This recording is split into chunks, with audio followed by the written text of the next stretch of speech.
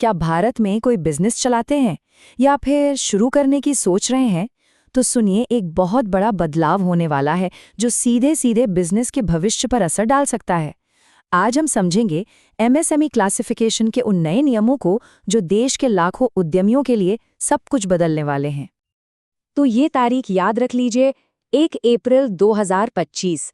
इस दिन से भारत में बिजनेस को देखने और मापने का पैमाना पूरी तरह बदल जाएगा। ये हमारे देश के छोटे और मंझले बिजनेस के लिए समझिए एक नए दौर की शुरुआत है। तो सवाल ये उठता है कि आखिर बदल क्या रहा है?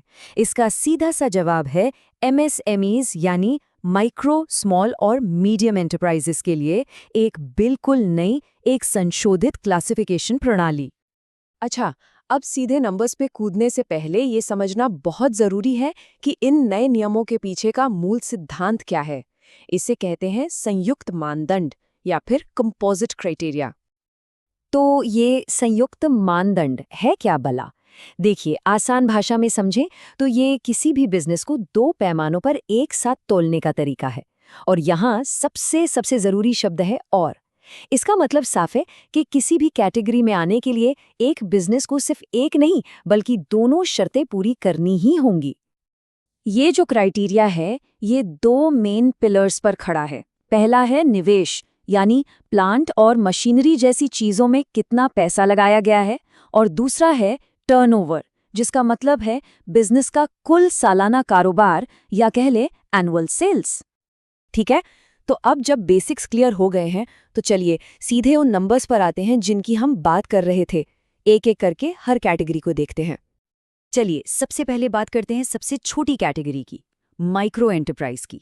इसके लिए दो संख्याएं याद रखनी है। पहली, प्लांट और मशीनरी में जो इन्वेस्टमेंट है वो 2.5 करोड़ रुपए से ज्यादा नहीं होना चाहिए। और जो दूसरी शर्त है वो ये है कि उसी बिजनेस का सालाना टर्नओवर 10 करोड़ रुपए के अंदर अंदर रहना चाहिए। याद रहे, दोनों शर्तें एक साथ पूरी होनी चाहिए।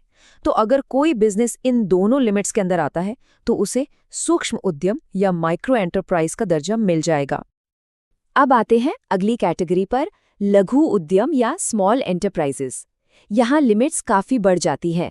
इसमें इन्वेस्टमेंट की लिमिट है 25 करोड़ रुपए तक, और इसके साथ जो टर्नओवर की लिमिट है वो 100 करोड़ रुपए से ज्यादा नहीं होनी चाहिए। यहाँ भी वही नियम लागू होता है, दोनों का एक साथ पूरा होना जरूरी है। 25 करोड़ तक का इन्वेस्टमेंट और 100 करोड़ तक का टर्नओवर, ये कॉम्बिनेशन बनाता है एक लघु उद्यम। और आखिर में है सबसे बड़ी कैटेगरी, मध्यम उद्यम यानी मीडियम एंटरप्राइज।